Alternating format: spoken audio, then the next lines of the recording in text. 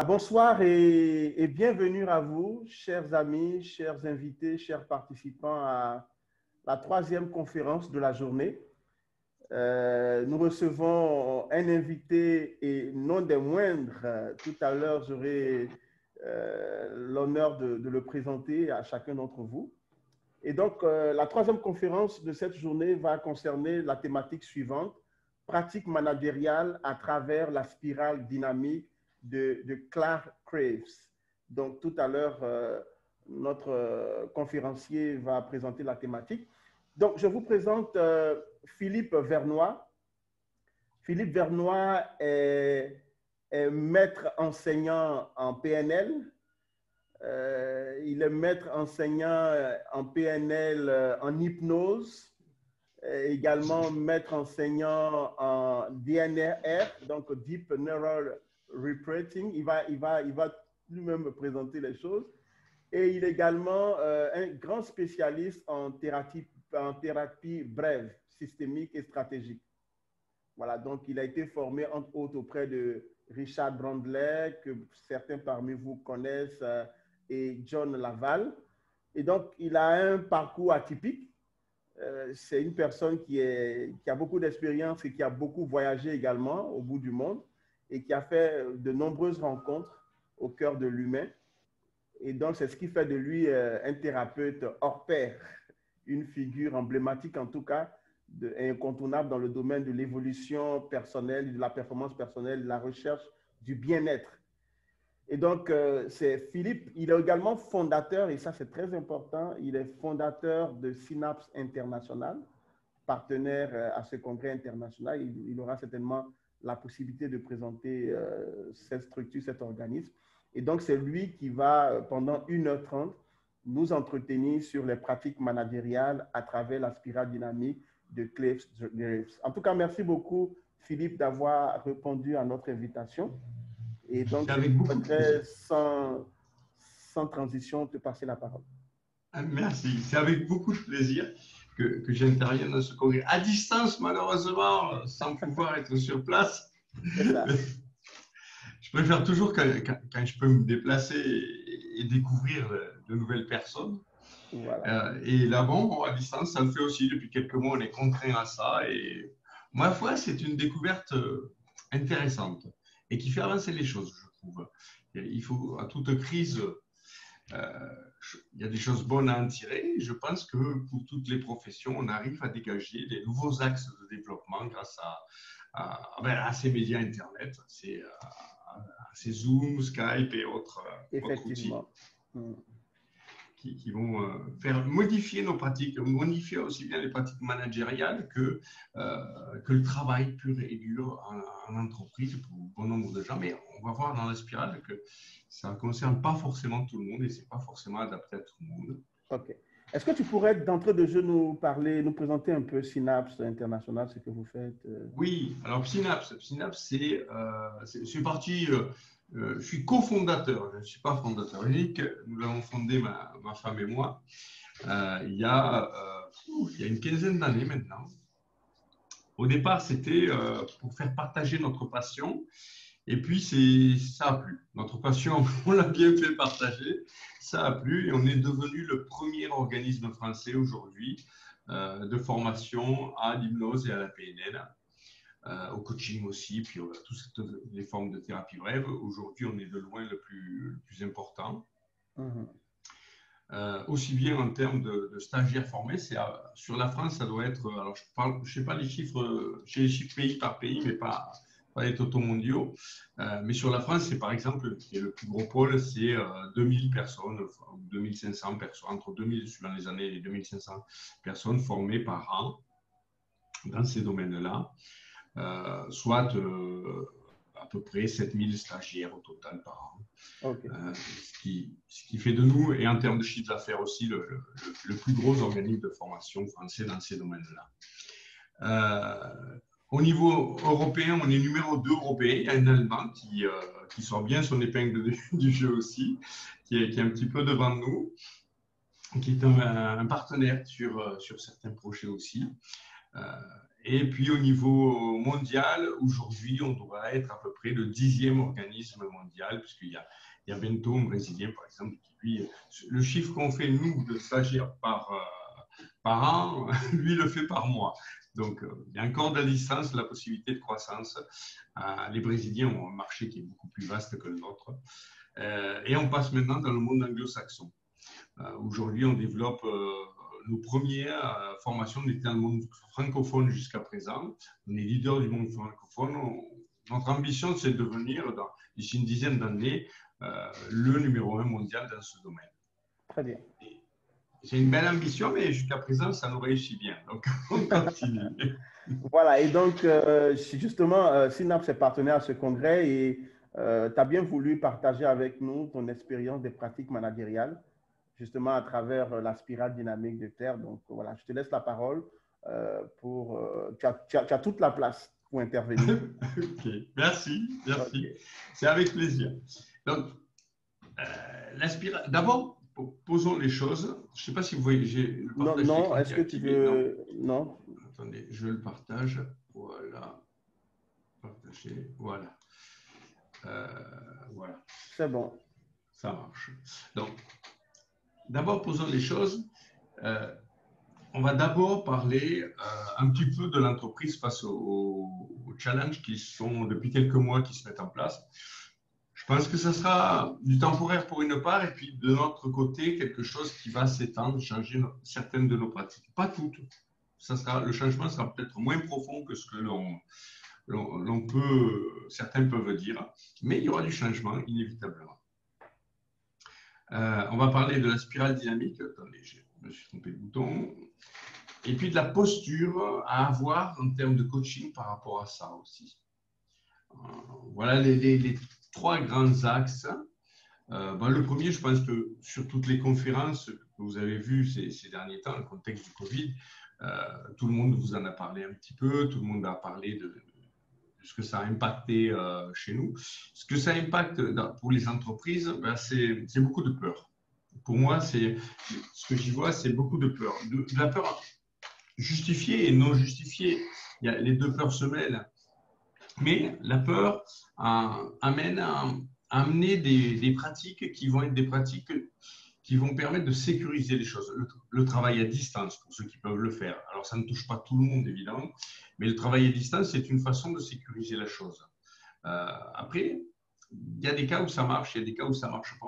On verra un peu plus loin pourquoi. Il y a des cas où ça fonctionne bien et d'autres cas où ça fonctionne moins bien. La spirale expliquera ça. Il y a les peurs des familles. Pour les soignants, ceux qui travaillent en milieu où il y a un croisement possible avec des gens contaminés, il y a la peur des familles, de ramener ça dans les familles.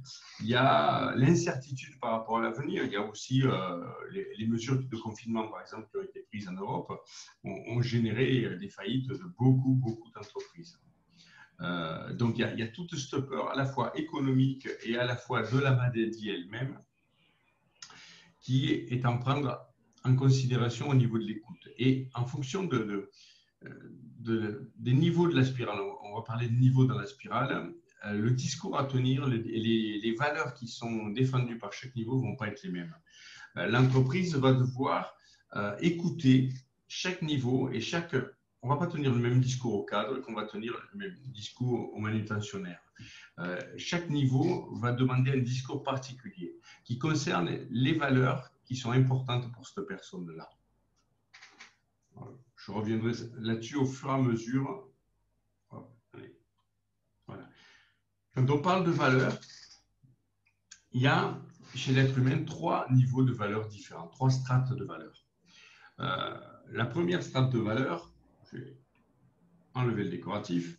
La première strate de valeur, c'est ce qu'on appelle les valeurs de surface, c'est-à-dire c'est des valeurs sociétales qui sont des valeurs que tout le monde reconnaît, que tout le monde dit, qui sont faciles à dire, qui sont des valeurs sociétales. Ce n'est pas forcément des valeurs vécues. On n'est pas sur les valeurs vécues des personnes, mais sur les valeurs qu'il est de bon ton de dire, sur les valeurs communautaires, sur des valeurs qui sont les valeurs je dirais presque à la mode morale ou à la mode pour certaines sociétés. En Europe, la mode joue beaucoup. Sur d'autres points de la planète, c'est plus des valeurs un petit peu plus ancrées, un peu plus concrètes qui vont être en place. Mais c'est les valeurs que tout le monde, qui font consensus et qu'on n'est pas bien si jamais on ne défend pas ces valeurs-là. Ça, c'est cette première couche de valeurs. Ce n'est pas elle qui est touchée par la spirale.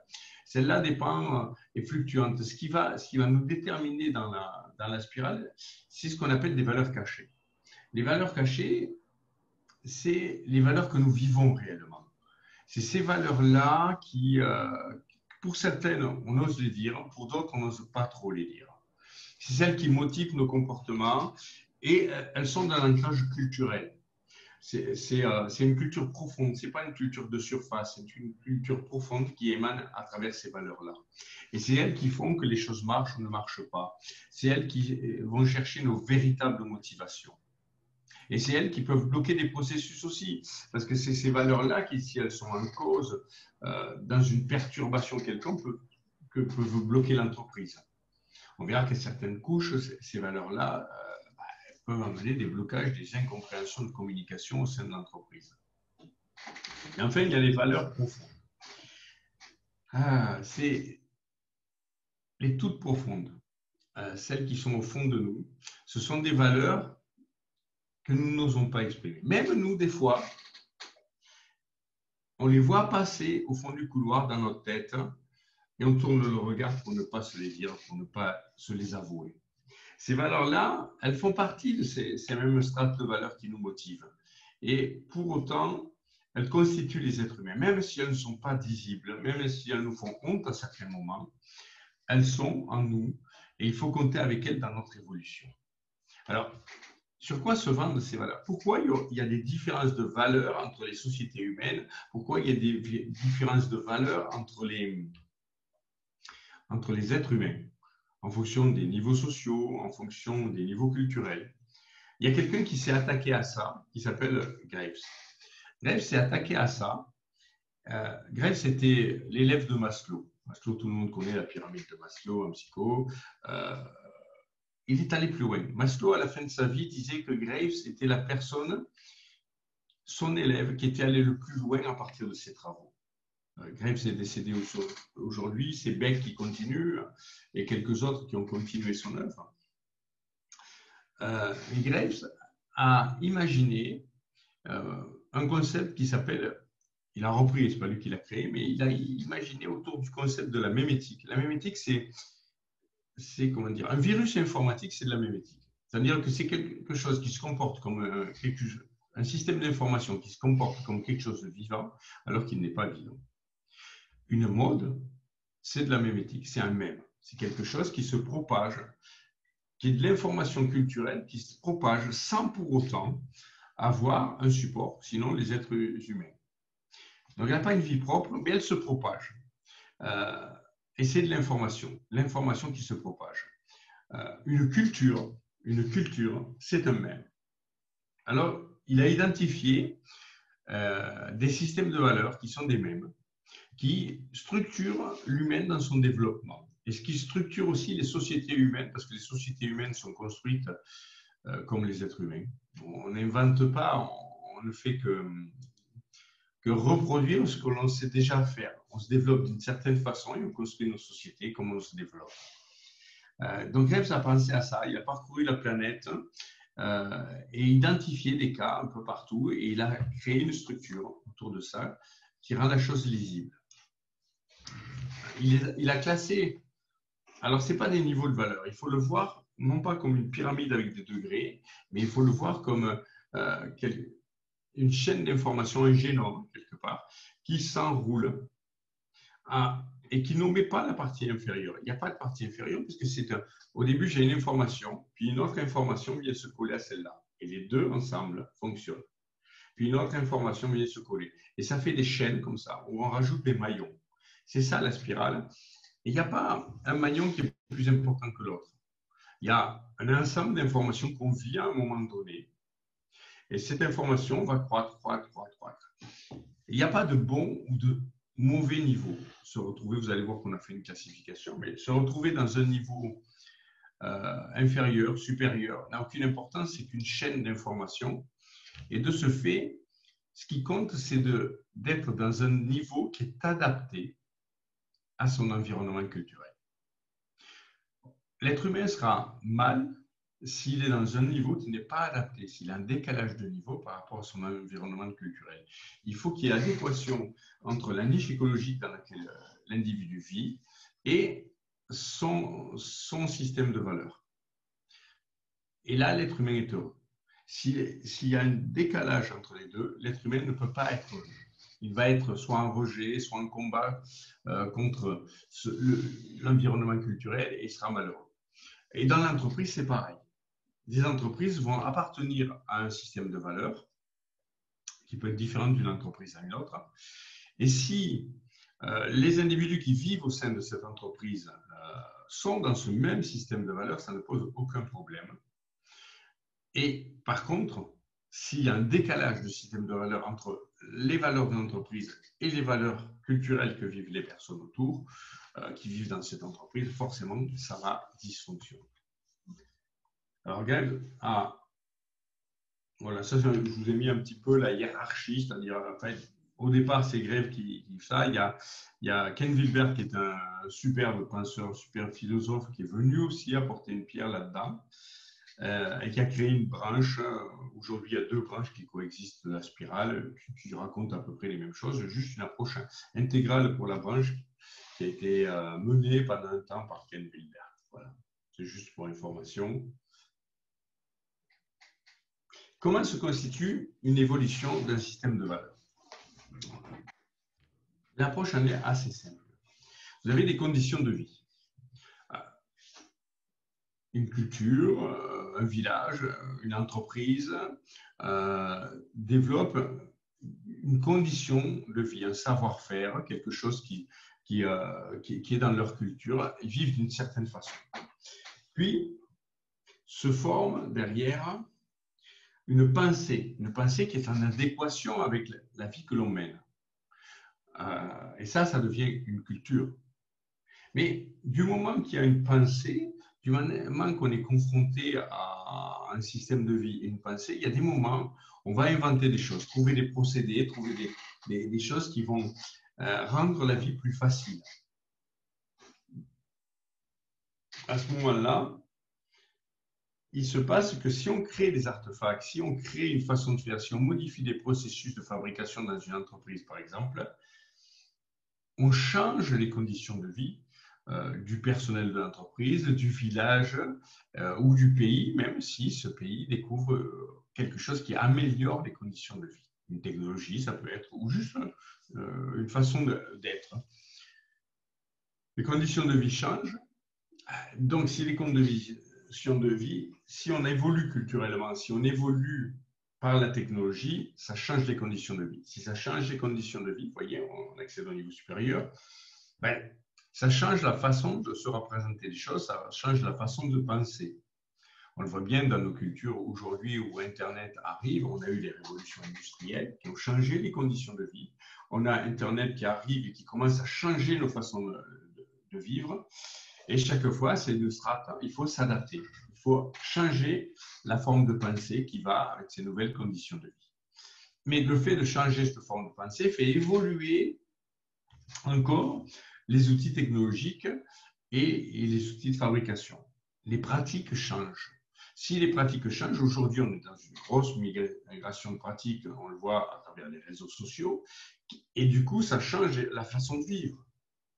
Donc, de nouveau, une nouvelle évolution qui vient changer. Si les pratiques changent, elles changent les conditions de vie, et les conditions de vie changent la façon de penser, qui elle-même va créer des nouvelles pratiques, et ainsi de suite. Et c'est chaque fois un échange entre ça qui nous fait progresser, qui fait augmenter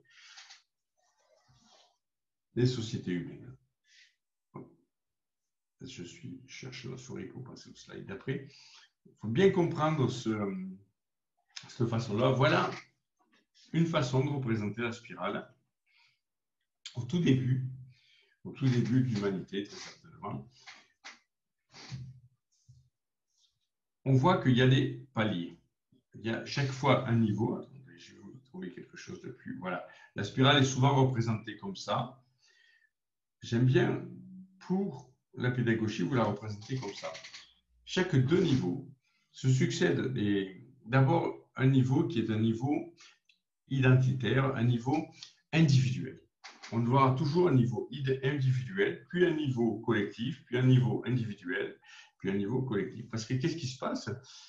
L'individu essaie de se réaliser. En essayant de survivre ou de se réaliser, au bout d'un certain temps, quand il arrive à ça, il va s'apercevoir que le collectif lui apporte plus. Donc, il va se regrouper. À plusieurs, on est plus fort. C'est ce qui se passe dans le niveau de subsistance. Hein. Un individu, on les a codifiés par couleur. On dit que le niveau beige est un niveau de subsistance. Aujourd'hui, il n'y a pas d'être humain sur la planète qui soit à ce niveau-là. Hein. Il y en a eu très certainement dans le passé, mais on a des traces dans notre génome, dans notre même, de ça. Et on peut le revivre dans des états de guerre ou des choses comme ça, ce niveau-là. C'est le niveau beige. Le niveau beige, c'est un niveau de survie immédiate.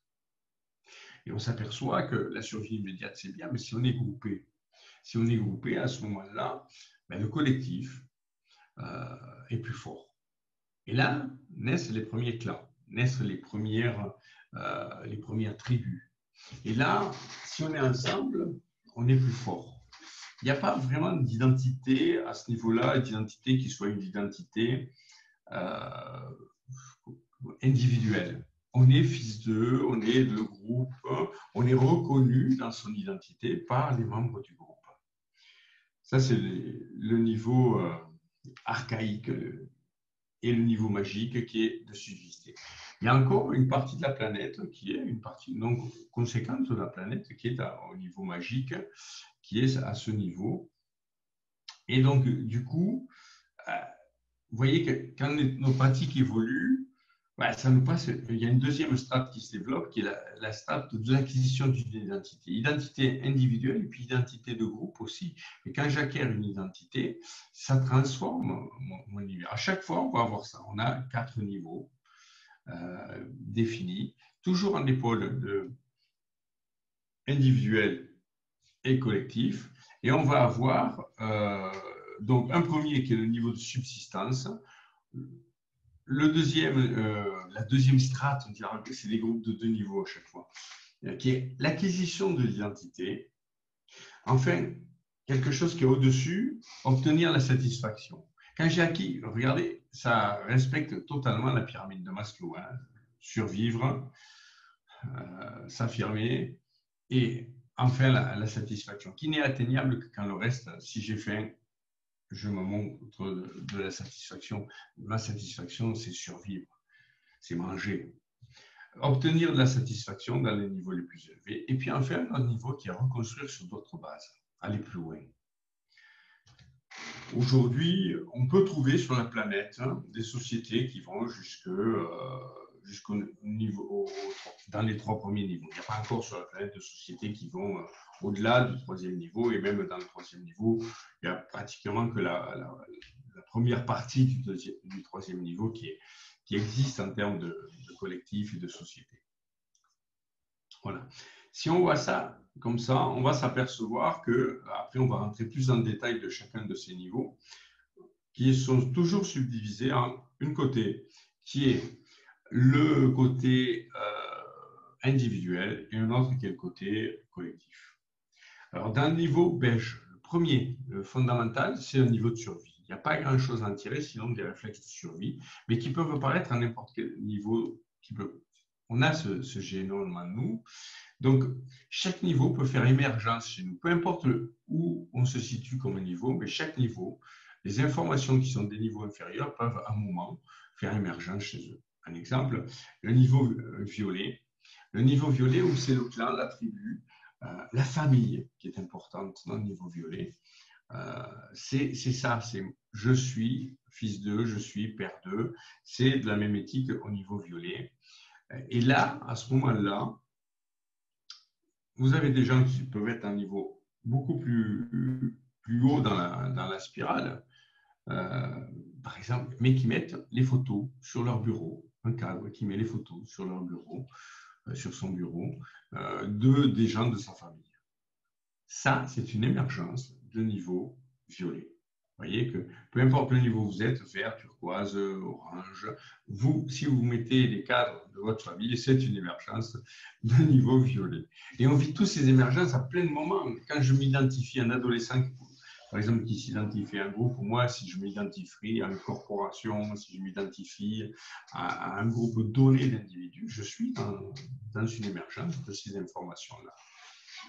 Donc, on va les passer en revue. Donc, le violet, c'est ça. Le violet, c'est un niveau où c'est la tribu. Je n'ai pas d'identité propre. Je n'ai pas d'identité propre. Mon identité, c'est ma tribu, c'est mon groupe. C'est eux qui me reconnaissent. Et c'est à travers leur reconnaissance que j'existe. Quand je suis hors de ma tribu, hors de mon identité, je perds mon identité. C'est le non-monde, quelque part, à l'extérieur. Graves raconte une anecdote à ce niveau. Il était en Australie. Il était en Australie et dans un dispensaire de brousse, et puis il voit une femme qui arrive avec son bébé malade dans les bras, qui porte son bébé au dispensaire. Pendant 3 jours, les médecins ont essayé de sauver l'enfant, ils n'y sont pas arrivés. Et puis, le directeur du dispensaire la raccompagne à son village, prend la Jeep et la raccompagne à son village. Après 3-4 heures de route, dans la brousse, et là, il les accompagne. Et elle a son bébé mort dans les bras et elle dit rien. Et arrivée dans son village, là, elle s'autorise à pleurer. Elle s'autorise à s'effondrer en larmes. Et Graves ne comprend pas à l'époque et pose la question au gars du dispensaire, le directeur du dispensaire, et le directeur du dispensaire lui dit, mais elle était dans le non-monde, elle était hors des siens, elle était dans le non-monde, donc ça n'a pas de valeur d'exprimer ses émotions dans le non-monde. Là, elle peut, parce qu'elle redevient quelqu'un, elle acquiert de nouveau sa filiation, son identité dans le groupe. Donc ça illustre bien l'exemple du violet, de cette force tribale qui est dans le violet. Après, on a, alors le violet, on ne va pas en retrouver beaucoup dans les entreprises, hein, mais ça fonde parce qu'on va vivre de ces émergences tout le long de notre vie, partout. Par contre, ce qu'on va avoir pas mal dans les entreprises, c'est du rouge. Et alors le rouge, lui, c'est quoi? Ben, c'est l'acquisition, c'est le premier degré de l'acquisition d'une identité. Dans le monde rouge, on me doit le respect. On me doit le respect. Le respect est une valeur forte du monde rouge. Vous allez entendre beaucoup dans les entreprises, on l'entend beaucoup en Europe, dans les cités, autour des banlieues aussi. Tous des gens qui sont dans l'acquisition d'une identité, d'une force. C'est prendre immédiatement ce dont j'ai besoin et le prendre, s'il faut, par la force. Parce que j'ai besoin de ça. Mes valeurs, c'est de m'imposer et de me faire respecter. Ça, c'est les valeurs fortes de ce niveau-là. Le niveau rouge, alors, c'est compliqué souvent de communiquer avec quelqu'un qui est de niveau rouge. Et on le voit dans les grandes structures internationales, des gens qui communiquent par mail, qui communiquent par note de service. Comment vous voulez quelqu'un qui est dans le rapport humain, et dans le niveau rouge, on est dans le rapport humain, des fois, souvent dans le rapport de force, mais dans le rapport de respect aussi, ils se sentent respectés par une note de service. Ça ne fait pas. Ça ne fait pas. Recevoir une note de service. Alors souvent, vous avez les cadres dans les bureaux en haut et vous avez les gens qui chargent les camions dans les entrepôts en bas et les uns envoient des notes de service aux autres. Et après, ils s'étonnent qu'il y ait des dysfonctionnements, ils s'étonnent qu'il y ait des grognes. Ils ne se comprennent pas les uns les autres. Pourtant, la démarche est assez facile de se comprendre aussi. On connaissait les valeurs qui régissent ce niveau-là. Là, vous avez dans une même entreprise des gens qui ont 2-3 niveaux d'écart dans leur système de valeurs. Il n'y en a pas un qui est meilleur que l'autre. Ils sont juste différents. Et dans le niveau rouge, c'est l'immédiateté des besoins. C'est l'immédiateté des besoins et c'est s'imposer au groupe. Et c'est établir je suis, et je revis cette puissance émotionnelle de je suis en moi. J'acquiers une identité, c'est une découverte fabuleuse, c'est une découverte en force que d'acquérir une identité, c'est se sentir puissant. C'est un niveau de puissance à ce niveau-là. Et les valeurs qui sont développées sont très rebelles par rapport à ce qui pourrait contraindre cette puissance. Donc là, on commence à rentrer dans des conflits qui peuvent être au sein de l'entreprise. Et la clé majeure dans le dialogue avec quelqu'un de niveau rouge, c'est vraiment le respect. Après, on va avoir, on est dans l'acquisition de l'identité, dans le niveau rouge, ben, ça donne aussi les chefs de guerre. Ça donne aussi les chefs de guerre. Et chaque niveau a ses cadeaux, ses bons côtés, et puis ses excès. Et les chefs de guerre, c'est des excès. On le voit, la Chine avant Mao, par exemple, était dans un excès de chef de guerre. On a le même problème avec l'Iran avant le Shah et avant ce qui a suivi le Shah, qui était dans des excès de chef de guerre. Un peu partout sur la planète, ça arrive. Et la bonne réponse, ben, c'est le niveau collectif qui vient corriger ces excès. C'est le niveau collectif. Et là, on tombe sur un niveau bleu. Un niveau bleu, qu'est-ce que c'est? Le niveau bleu, c'est le niveau de la règle, de l'absolu.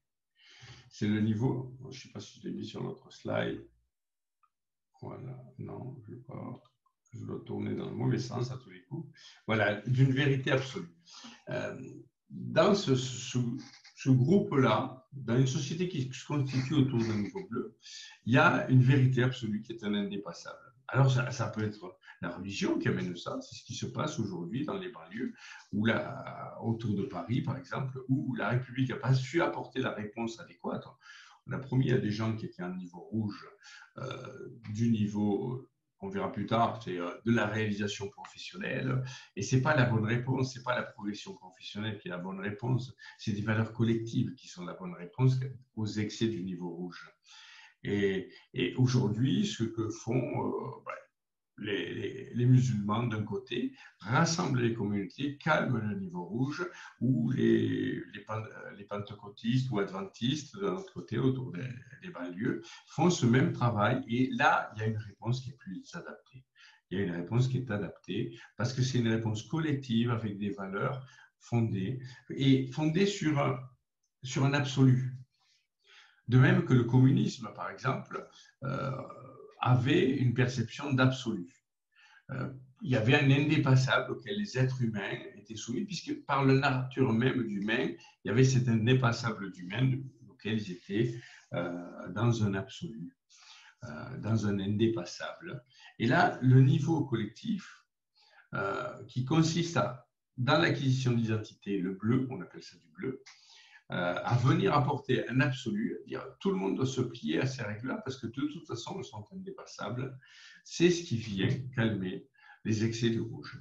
Alors, chaque niveau génère ses excès, mais ça permet de structurer une société. Le bleu arrive et permet une structuration sociale sécuritaire, permet une structuration sociale dans laquelle les familles peuvent exister, dans laquelle aussi on est dans des milieux qui sont, prenons le cas d'entreprises agraires. Dans les entreprises agraires, on a besoin de bras. Alors, on passe d'un milieu féodal avec le rouge, souvent, à une structuration familiale derrière. Parce que dans le milieu féodal, où vous avez le seigneur, au Moyen-Âge, par exemple, vous avez le seigneur et vous avez toute la structure de serf c'est une structure féodale. Et là, on est dans le rouge.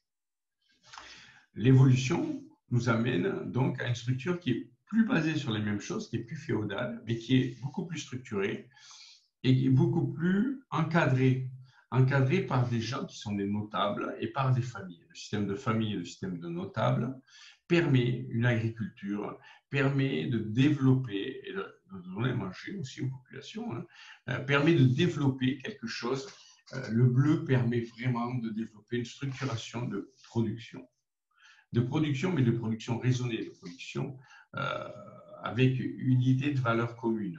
On verra après qu'il y a d'autres systèmes de production qui ne sont pas forcément sur ces valeurs-là. Donc, le bleu permet de développer, notamment répondre très très bien aux sociétés de type agraire qui permettent dans ces sociétés. D'ailleurs, on le retrouve. Hein, on retrouve que non seulement dans les sociétés humaines, mais dans les sociétés de production industrielle, pour le type agraire, on retrouve des structures familiales, parce que les structures familiales sont adaptées à ça. Et les valeurs qui sont données, on appelle ça du paternalisme un petit peu, c'est le nom qui est donné, mais le paternalisme est de type bleu. Et nombre de sociétés sont avec une vision familiale, avec une vision paternaliste de la société, et ça répond très très bien quand on est dans des industries, on est dans des systèmes de production où il faut beaucoup de bras. Voilà, quand il faut de bras, le système paternaliste est un système qui fonctionne bien et qui est souvent très équilibré puisqu'il prend en charge l'individu dans toutes ses dimensions. Il va prendre en charge non seulement la production de la société et de la rentabilité, mais aussi ce qui se passe au sein des familles, au sein des individus, et essayer de prendre tout ça dans un ensemble. L'être humain, non pas seul, mais avec sa famille autour. Et ça, ce système, le bleu l'amène très bien. Il se bâtit sur un absolu et ça permet de stabiliser, de donner des choses sécuritaires. Au-delà du bleu, attendez, je trouve la bonne. Non, c'est pas là, c'est là. Voilà. Au-delà du bleu, on va passer sur obtenir satisfaction. Si j'ai acquis une sécurité minimale matérielle, si j'ai acquis une identité que je peux exprimer qui je suis et mon appartenance, le stade au-dessus, chez certains individus, vont se sentir enfermés dans ce contexte-là. Et en se sentant enfermés dans ce contexte-là, ils vont essayer de revenir vers un individualisme. Et cet individualisme va être un peu comme le rouge. Sauf que le rouge, il a ce côté tout pour ma gueule, mais je me fous des conséquences, souvent. Dans certains cas, dans certains extrêmes, je caricature quand même pas mal, pour bien tracer le trait. L'orange, lui, ça va être tout pour ma gueule, mais ça va me mettre la société à dos. Voilà. En faisant comme si j'étais propre sur moi, bien sûr. Alors, c'est des valeurs individuelles, c'est des valeurs de je crée mon avenir, je veux me développer. L'extrême dans l'orange, c'est l'ultralibéralisme. Ça, c'est l'extrême. Tout l'orange n'est pas ultralibéral, mais libéral, oui, parce que c'est un développement individuel. C'est moi qui compte avant tout. Si je peux ne pas faire des grands, je ne peux pas en faire forcément. Mais l'orange a une idée d'acquérir un mieux-être économique. Bien souvent, c'est ça la clé. Pour lui, c'est le mieux-être individuel et économique. Donc, l'acquisition de ce mieux-être nous donne la révolution industrielle. La révolution industrielle arrive chez les Européens, mais après sur tout le reste de la planète, arrive et met en place cet individualisme forcené, l'envie de richesse, et tant pis s'il y a des conséquences un petit peu chez les autres, un petit peu beaucoup d'ailleurs. Donc l'individualisme de l'orange, les mauvais côtés de l'orange, parce qu'il y a aussi des bons côtés, parce que l'orange est producteur de richesse. Le niveau orange est énormément producteur de richesse.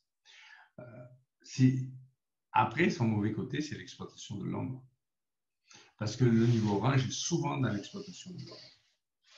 Du coup, ça nous donne un rebond. Ça nous donne un rebond sur, au bout d'un moment, l'orange dans ses excès finit par agacer. Alors, il y a des sociétés humaines jusqu'à l'orange aujourd'hui. L'Europe est pas mal orange. Et du coup, il y a des mouvements, ça agace. Ça agace les extrêmes, ces débordements, son inhumanité par certains aspects, voire très marqués certaines fois, agace. Et du coup, il y a un rebond. Il y a d'autres valeurs, des valeurs collectives. Tous ensemble, on peut peut-être faire quelque chose de mieux. On peut peut-être, si tout le monde se préoccupe de la planète, on peut peut-être sauver la planète. Et si tout le monde se préoccupe d'être égalitaire, on peut faire une économie qui soit raisonnée, on peut faire une économie qui soit productive et équitable. Ça, on appelle ça les Verts.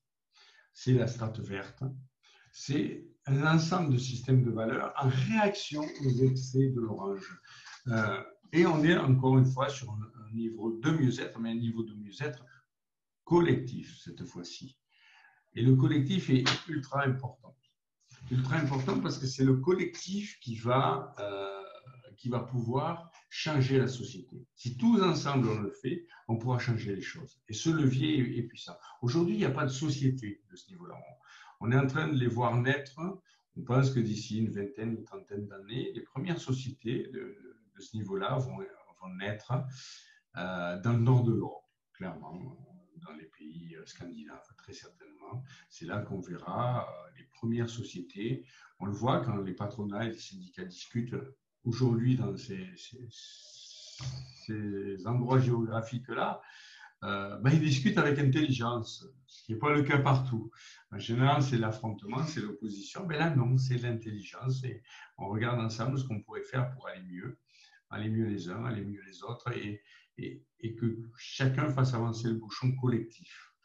Donc ça, c'est de la pensée verte à fond. C'est une pensée qui va gagner progressivement, ça va vite. Les transformations, si vous regardez, on a mis, si je reviens, on a mis énormément de temps dans le subsister. 200 000 ans. Acquérir une identité, ça a mis beaucoup de temps aussi.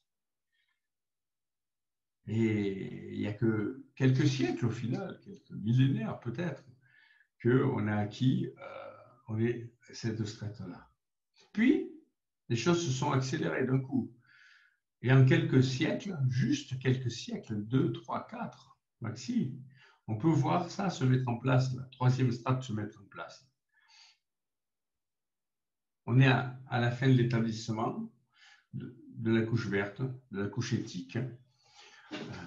On est au début, mais dans moins d'un siècle, nos sociétés, certaines de nos sociétés, pas forcément toutes, mais sur le nord de l'Europe au moins, je pense qu'on verra les premières sociétés émerger. Donc, le mouvement s'accélère. Il y a une contagion du mouvement au niveau des pensées, les individus allant plus vite que les sociétés elles-mêmes. Un individu, si on regarde sa croissance, si on regarde la croissance d'un individu, on s'aperçoit qu'il vient traverser la couche archaïque quand il est bébé.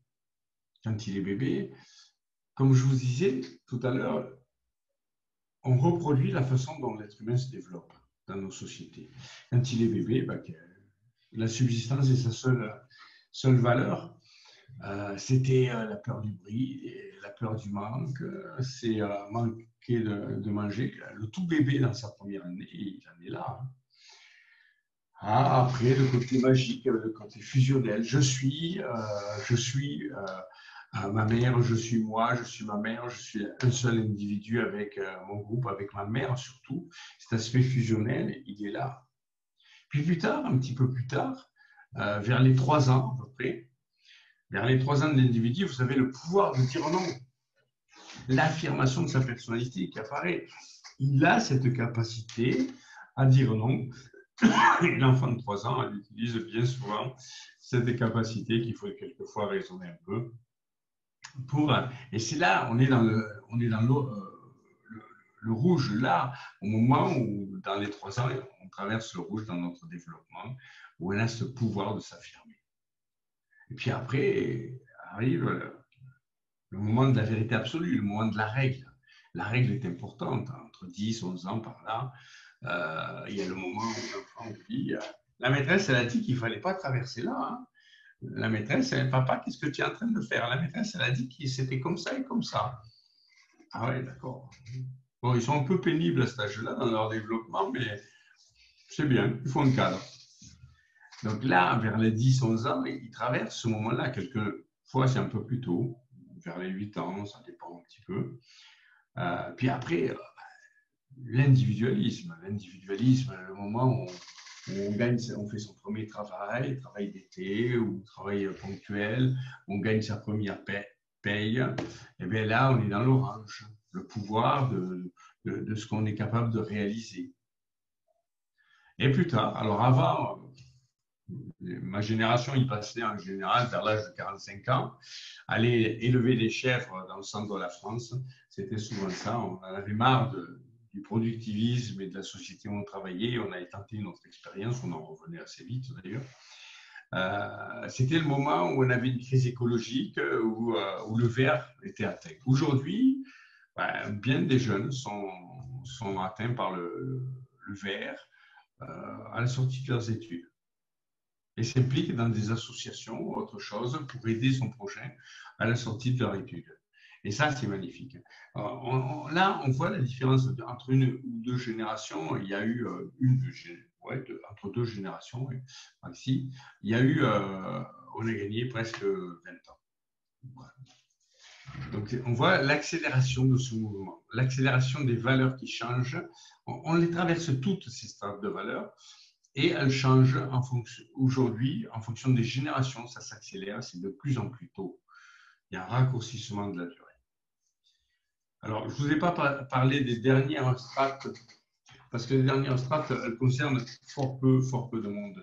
Il y a aujourd'hui pas beaucoup de gens qui ont atteint la dernière strate, qui est la strate systémique, la strate du jaune. Alors, on en voit des jaunes, mais on n'en voit pas beaucoup, vraiment pas beaucoup. Hein. Les jeunes sont des gens qui voient le monde de manière systémique. Et là, c'est souvent plutôt des chefs d'entreprise qui vont voir le monde de manière systémique, voir toutes les conséquences que les choses peuvent faire autour de leur développement. Alors, vous voyez que dans les sociétés, on va retrouver diverses de ces strates dans les entreprises et que les conflits peuvent et les demandes ne sont pas les mêmes en fonction du système de valeurs que constitue la personne. Dans les systèmes de valeurs orange, c'est du bien-être personnel. Dans un système vert, une société qui a un système vert, on va vouloir que tous les employés, que tout le monde vive avec des valeurs de partage. Alors, on n'oublie pas le profit, hein, mais certaines expériences peuvent être assez bizarres. Par exemple, une société française avec des valeurs vertes, qui défendent des valeurs vertes et qui pensent au bien-être au travail, s'installe en Tunisie. Et recrute localement. Je prendrai un autre type de société après, recrute par exemple des phonistes pour mettre. Et puis, arrivant avec des valeurs vertes, elle essaie de se dire il faut que les gens soient bien au travail. Et donc, elle fait comme elle fait en Europe, c'est-à-dire qu'elle vient implanter une société avec du personnel local, mais elle est pour le bien-être de ce personnel local. Donc, elle leur propose des choses qui sont de l'ordre qu'elle aurait fait en Europe. Or, il y a une différence culturelle. Les gens à qui elle va le proposer en Europe sont du monde vert.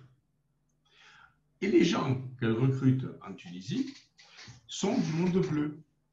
De ce fait, le fait de proposer à ces gens-là plus de liberté dans le cadre du travail, de leur proposer des salles de sport, leur proposer, vous voyez, des activités annexes de bien-être, l'accès à une piscine, des choses comme ça, ont été très bien dans le cadre européen, mais ne le sont plus du tout par rapport aux valeurs, parce que du coup, les valeurs locales ont besoin d'un cadre de sécurité. Le cadre bleu, c'est un cadre de sécurité. Et donc, si ils se sentent en sécurité, vous pouvez répondre. Sinon, qu'est-ce qui se passe? Il se passe qu'on ne comprend pas la démarche.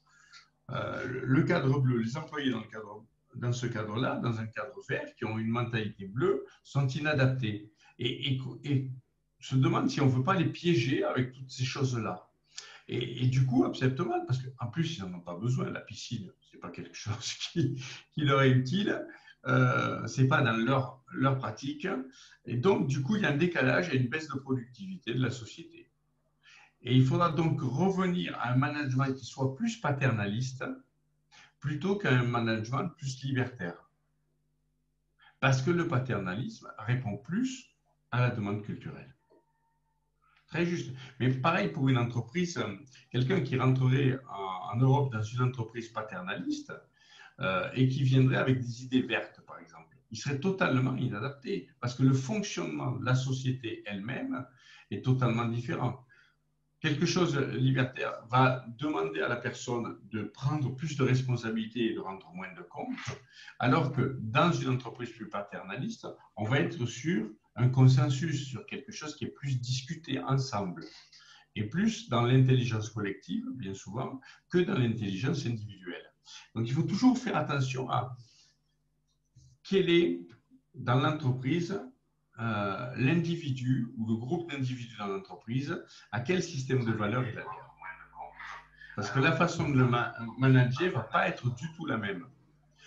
Une entreprise d'informatique, par exemple, toujours en Tunisie, une entreprise qui fait de l'informatique en Tunisie, par exemple, peut, elle, une entreprise européenne qui vient en Tunisie, peut apporter, parce qu'elle s'adresse à une catégorie qui est plutôt cadre, peut apporter des choses comme la piscine, le bien-être, des choses comme ça, de ce registre-là, c'est-à-dire des activités, des choses qui sont de l'ordre de l'activité. Il n'y a pas de problème, ça sera bien perçu et ça a été le cas avec une autre entreprise. Donc, toujours faire attention, pas commettre des erreurs qui sont de l'ordre du système de valeurs. Les systèmes de valeurs entre les dirigeants de l'entreprise et les gens qui agissent dans l'entreprise, qui vont être de niveaux différents. Il peut y avoir plusieurs systèmes de valeurs dans l'entreprise. Les cadres peuvent être d'un, les employés au service téléphonie vont être d'un autre système de valeurs, et tous ces systèmes de valeurs peuvent cohabiter. Mais pour ça, il faut qu'il y ait un dialogue commun et que chacun reconnaisse les systèmes de valeurs de l'autre.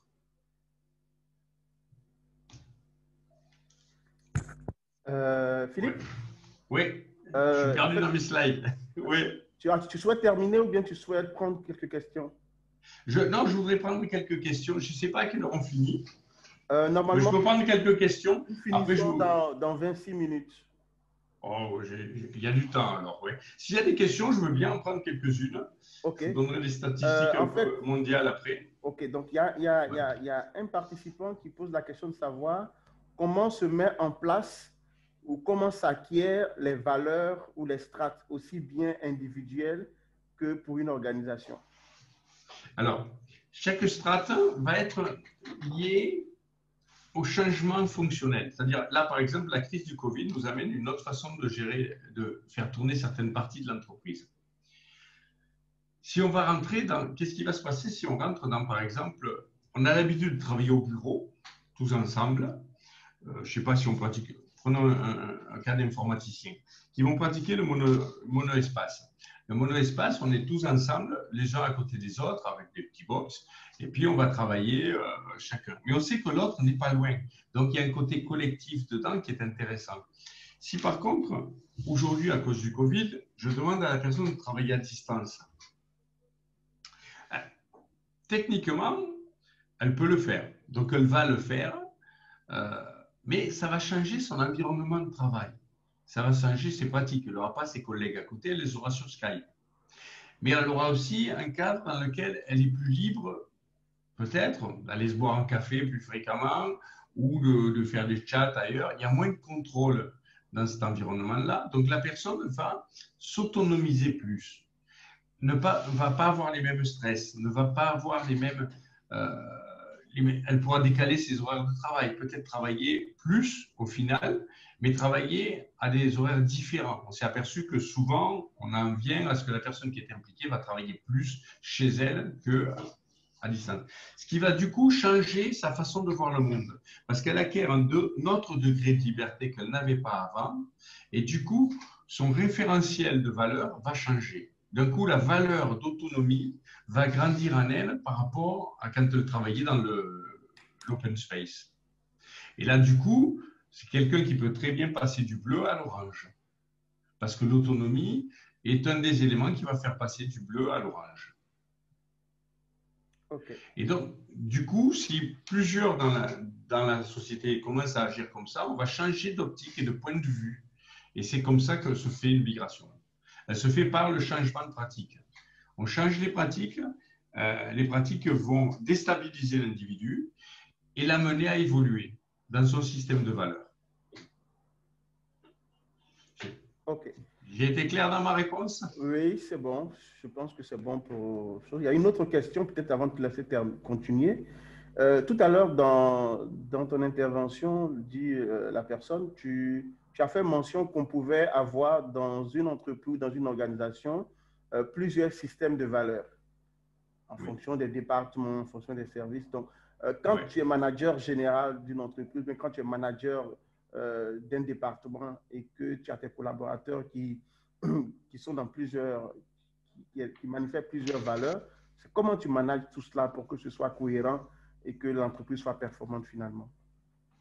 L'idéal, c'est que tout un service ait les mêmes systèmes de valeurs. Parce que si on a des décalages dans les systèmes de valeurs dans un service donné, ça va être problématique à gérer. Il y aura toujours des rébellions. Il y aura des gens qui voudront affirmer un système de valeurs contre un système de valeurs.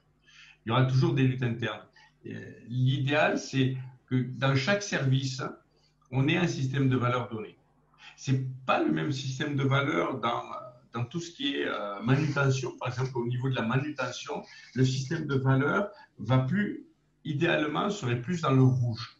Parce qu'il y a une hiérarchie, il y a une façon de s'organiser dans le rouge qui est plus efficace si elle est à ce niveau-là. Des gens qui seraient dans un système de valeurs moins rouge seraient moins efficaces à la manutention, par exemple. Par contre, dans un cadre de RH, du bleu peut être plus intéressant. Mais si on a des individualistes au milieu de gens qui travaillent en groupe, forcément, il y aura du clash à un moment. Donc, chaque sous-service, il y a intérêt à ce qu'il soit dans le même système de valeurs, il coopérera mieux, il travaillera mieux. Ou alors, le seul moyen, c'est de fragmenter, de faire des équipes, de fragmenter le système en équipes qui sont associées dans un système de valeurs. On peut avoir dans un même service plusieurs équipes qui n'ont pas les mêmes systèmes de valeurs. Mais il ne faut pas qu'il y ait de mix dans les systèmes de valeurs, dans les sous-équipes. OK. Je vois Johan Miroff qui dit ceci.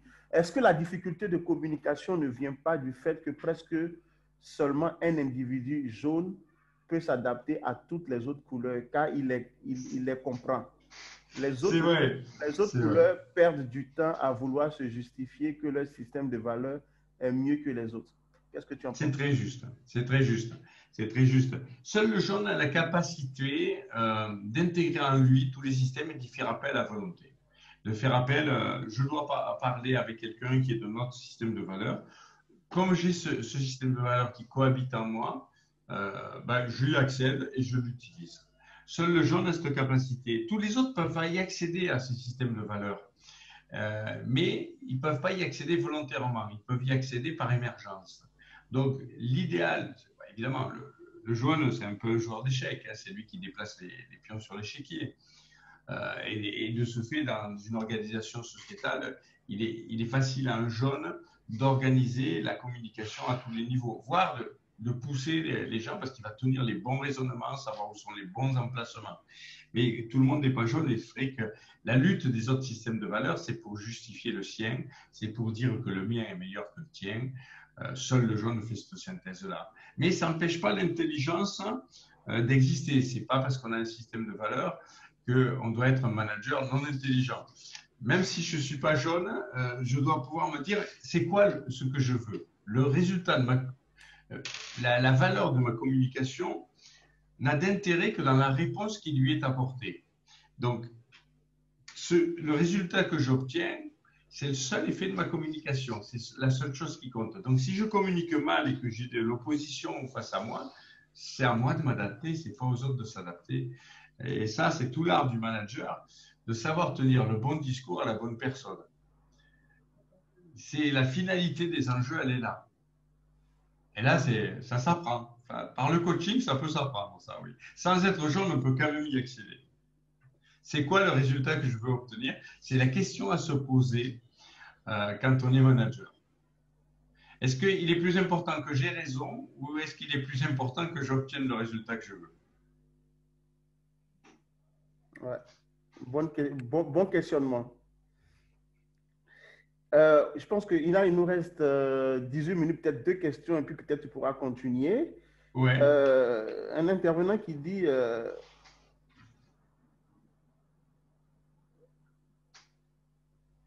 finalement, est-ce qu'un système de valeurs peut correspondre à ce qu'on appelle une culture d'entreprise dans une organisation? Est-ce qu'un système de valeurs correspond à ce qu'on Tout à appelle fait. une culture Tout à d'entreprise? fait. Chaque culture d'entreprise va être différente d'une entreprise à l'autre, va être différente. Pour autant, elles peuvent être dans un statut bleu. Mais même deux entreprises de niveau bleu, par exemple, ne vont pas forcément avoir tous les mêmes comportements. Il y aura des traits communs, c'est clair, puisqu'elles portent des valeurs qui sont communes. Mais la façon de les exprimer peut être différente. Mais oui, oui, ça correspond, ces systèmes de valeurs correspondent aux cultures d'entreprise, oui, tout à fait. OK. Et tout à l'heure, tu disais que dans chaque service, l'idéal pour toi, c'est que dans chaque service, il y ait un système de valeurs. Et donc, Oui. la question de notre participant, c'est finalement, qui transmet ce système de valeurs? Est-ce qu'un système de valeurs, il se transmet ou il s'acquiert? Ah, c'est une bonne question. C'est comme la culture d'entreprise. Un système de valeurs, ça se transmet et ça s'acquiert. Et souvent, ça s'acquiert et se transmet de manière non dite. Vous savez, l'histoire des singes dans une cage, c'est une expérience qui a été faite. On met des singes dans une cage et on met des bananes au milieu. Et chaque fois qu'il y a un singe qui s'approche avec une échelle au-dessous de l'échelle et qui veut attraper une banane, toute la cage est arrosée. Et ça se passe pendant quelques temps, puis on retire les bananes. Mais on garde l'arrosage dès qu'un singe s'approche de l'échelle, pendant quelques temps. Puis après, on enlève carrément l'arrosage, mais chaque fois qu'un singe s'approche de l'échelle, les autres singes y tapent dessus. C'est interdit de monter sur l'échelle. Et on a petit à petit changé tous les singes de la cage un par un. Et à un certain moment, il n'y a plus de singes qui étaient là à l'origine où il y avait l'arrosage. Et pourtant, chaque fois qu'un singe approche de l'échelle, il se fait tabasser. Ça, c'est de la culture d'entreprise. On sait, souvent, ça a été mis en place pour une bonne raison. Et au final, ça se perpétue de génération en génération sans qu'on sache pourquoi. J'ai une amie qui fait très bien la cuisine et qui coupe toujours le poulet en deux pour le faire cuire dans son four. Et un jour, j'ai posé la question pourquoi elle faisait comme ça, parce que la plupart des gens mettent le poulet entier. Et elle ne savait pas du tout, mais parce que sa grand-mère faisait comme ça. Et un jour, elle a posé la question à sa grand-mère. Sa grand-mère lui a dit parce que le four que j'avais était trop petit. Elle avait perdu la notion de pourquoi on fait les choses et elle continue à faire les choses. OK. Donc, moi, je pense que c'était quelques questions. Peut-être qu'on te laisse terminer. Il reste 15 minutes et puis peut-être qu'il y aura d'autres questions. D'accord. Je reprends, je ne sais plus où j'en étais, mais je reprends. Voilà. Oui, donc, je n'ai pas parlé du niveau jaune. Effectivement, il y a une question sur le niveau jaune. Le niveau jaune, la spirale est quelque chose d'énorme à comprendre. Hein. C'est très subtil. Je n'ai pas beaucoup de temps, je l'aborde de manière assez rapide. C'est des cours de plusieurs jours qu'on fait là-dessus. Hein. Le niveau jaune, c'est une deuxième spirale. C'est au-dessus de la spirale. C'est le redémarrage à zéro de la spirale. Ça correspond au niveau beige de la première spirale. Le niveau jaune est le seul niveau qui a une vision du monde complètement différente. Comme on le disait, les individus qui sont dans les premiers niveaux de l'autre spirale, dans la première spirale, ces individus-là peuvent vivre des émergences de toutes les parties, mais ne peuvent pas accéder volontairement à un niveau donné. Le jaune a cette capacité d'accéder volontairement à un niveau donné. Et c'est utile, parce que quelqu'un qui vit dans le jaune va être capable, s'il faut discuter ou obtenir des choses pour le développement de son entreprise, par exemple, il faut négocier dans l'orange pour obtenir et négocier des contrats, et bien il va passer dans l'orange et il sera dur à la négociation et ça ne lui posera aucun problème de valeur. S'il faut aller dans le bleu, il ira chercher des valeurs dans le bleu. Tous les systèmes sont intégrés à lui. Et il y fait appel en fonction de ses besoins. Et c'est une grande souplesse. La grosse différence, c'est que, vous voyez, dans le dernier niveau, si on regarde, dans le niveau Attendez, je cherche où c'est que ça se met. Voilà. Dans le niveau orange, ce qui compte, c'est moi. Le monde est centré sur moi. J'ai acquis l'identité, maintenant je passe au-dessus et le monde il est centré sur moi, sur ce que je peux acquérir moi. Dans le niveau vert, c'est l'ensemble des êtres humains qui compte. Ce n'est pas juste un être humain, c'est l'ensemble des êtres humains. Et ça, c'est une vision, c'est qu'est-ce qui se passe. Un vert est intéressé par les émotions que vivent les êtres humains. Les émotions, c'est quelque chose d'important pour le niveau vert. C'est quelque chose qui est super important de savoir ce que vit émotionnellement. Idéalement, ce serait que chacun puisse les exprimer, que quand on fasse une démocratie, elle soit participative et qu'on donne la parole à tout le monde. Chaque être humain est important. C'est l'ensemble des êtres humains qui est important. Dans un niveau jaune, l'être humain perd de l'importance au profit de l'espèce.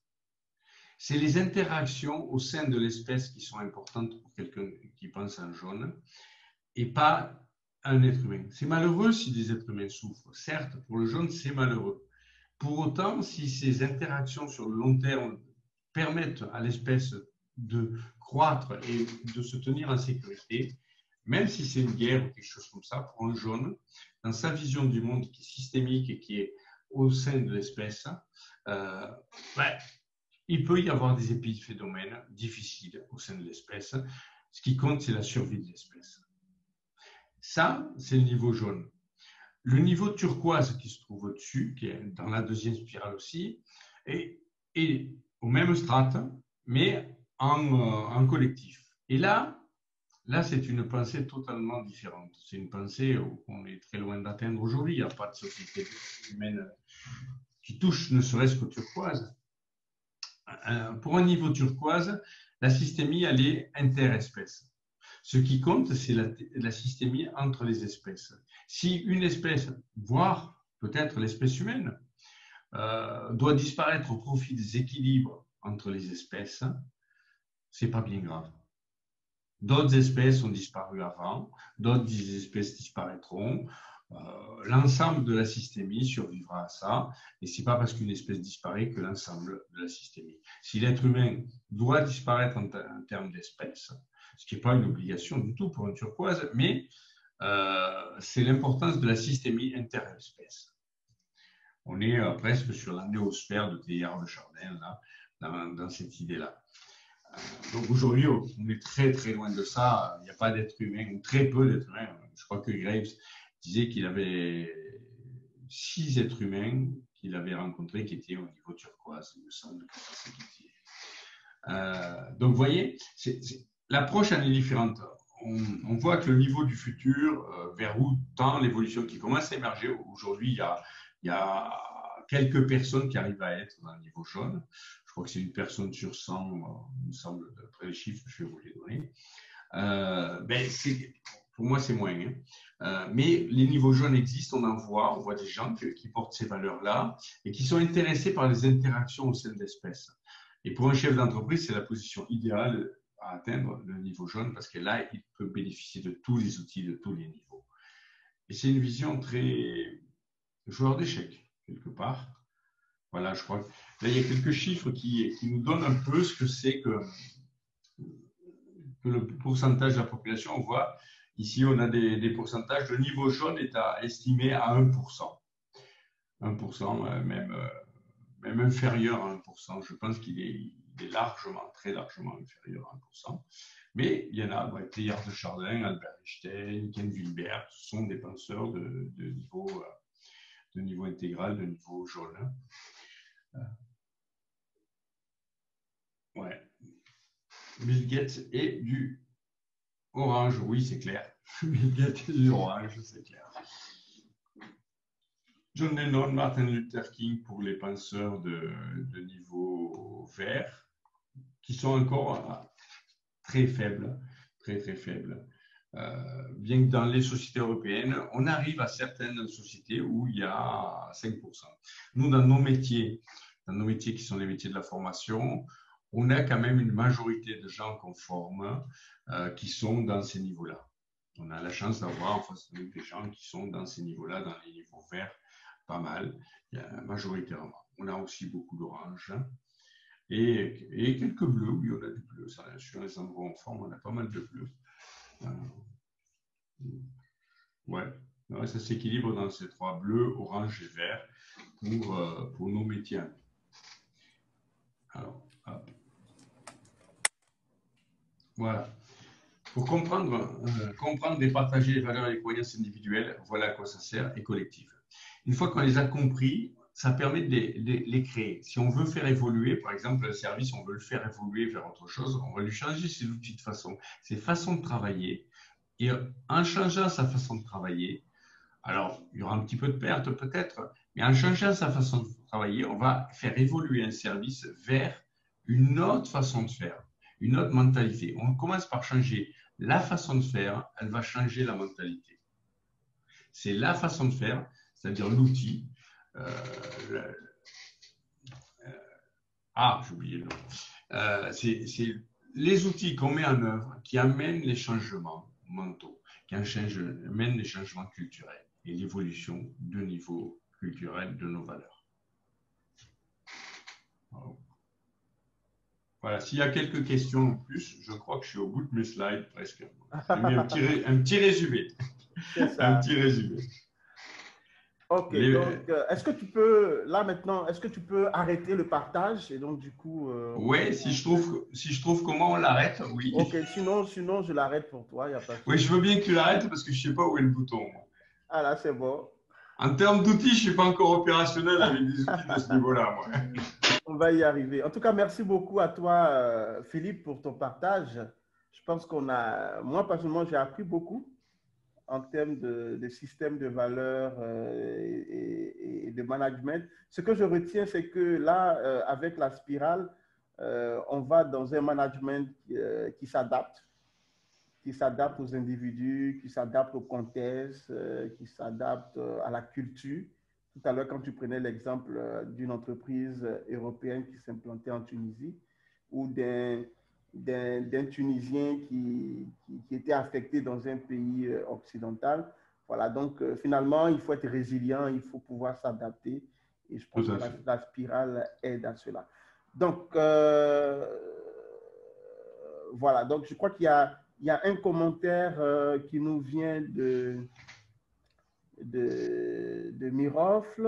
Je ne sais pas s'il m'a dit en turquoise, l'identité égoïste en tant qu'humain est juste jouée pour ne pas être enfermé dans un asile. Mais l'ego n'existe plus, la supercherie est démasquée et l'expérience est directe avec l'ensemble de l'univers. Philippe, je ne sais pas qu'est-ce que… C'est très juste, c'est très juste. Le turquoise va être vu. La pensée turquoise est tellement étrange qu'elle peut être vue comme quelque chose d'aberrant, de dangereux même. Regardez, c'est toujours caricaturé par les Américains, mais si on regarde, je ne sais pas si certains connaissent la série de films Avengers. Dans cette série de films américains Avengers, les super-héros appartiennent tous à des catégories comme ça.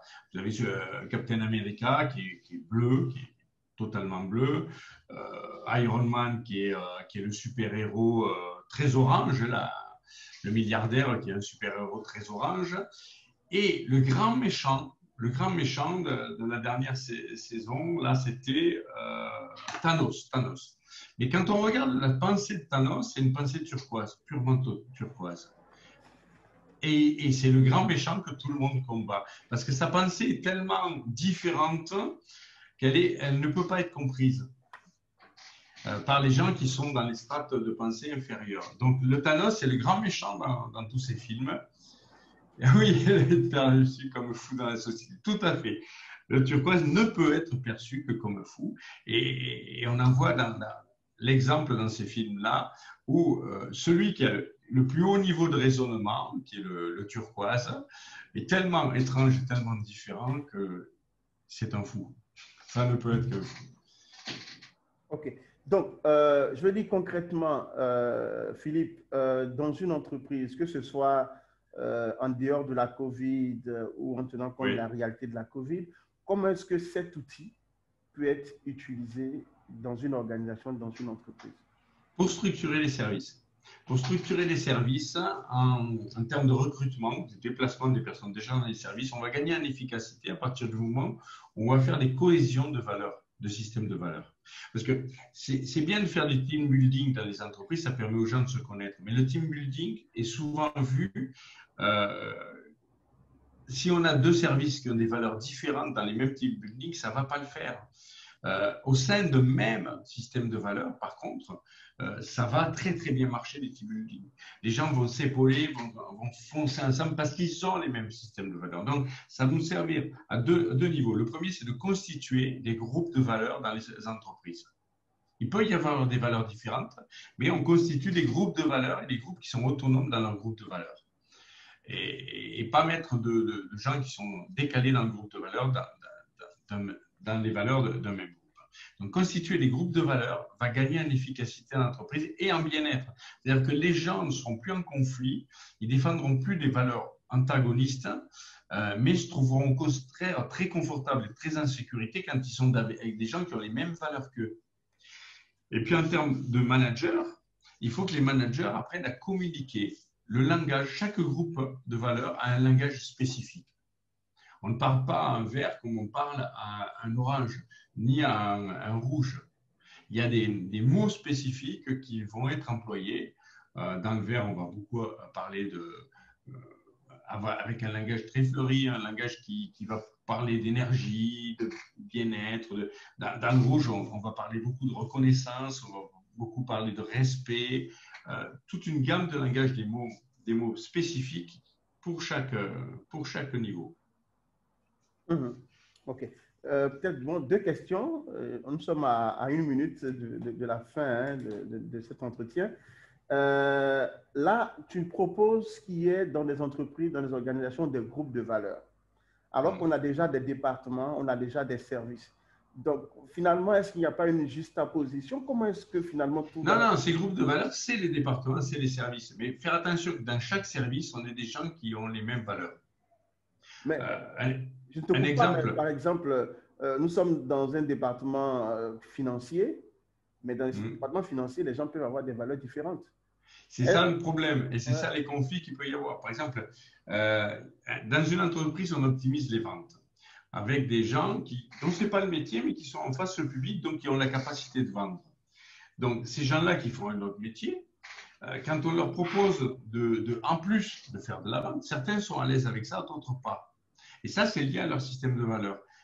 Et quand on met un challenge ou une récompense, par exemple, à qui conclura le plus de ventes, alors que ce n'est pas leur métier premier, il faut adapter le système de valeurs et il faut des fois se séparer d'une personne ou deux qui seraient en rébellion contre cette nouvelle façon de faire parce qu'ils ne se sentent pas à la hauteur ou que ça ne rentre pas dans leur système de valeurs.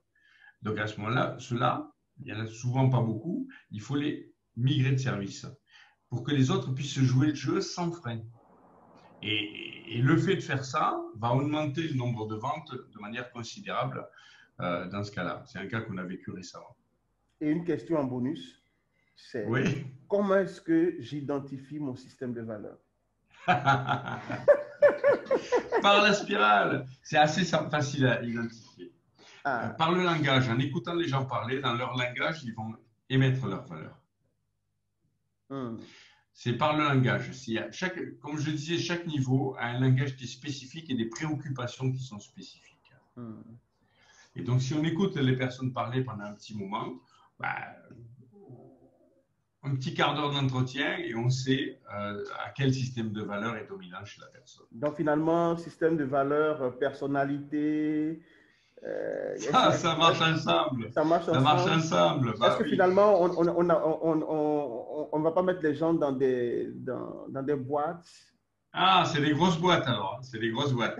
Mais effectivement, on peut avoir une radiographie de la psyché d'une personne en l'écoutant parler, en identifiant à quel niveau de valeur de grave elle se situe. Si on connaît la processcom ou l'énéagramme, de savoir sa typologie, ses compulsions derrière, ça nous donne encore plus. Et au final, si on a les métaprogrammes de la PNL, on a une radiographie complète de la façon de fonctionner de la personne. On peut même prévoir ce qu'elle va faire.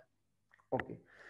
nous recevions pour vous Philippe Verdois, maître enseignant PNL, hypnose, expert en thérapie brève, cofondateur de Synapse International. Donc, il échangeait avec nous sur les pratiques managériales à travers la spirale de Kleves.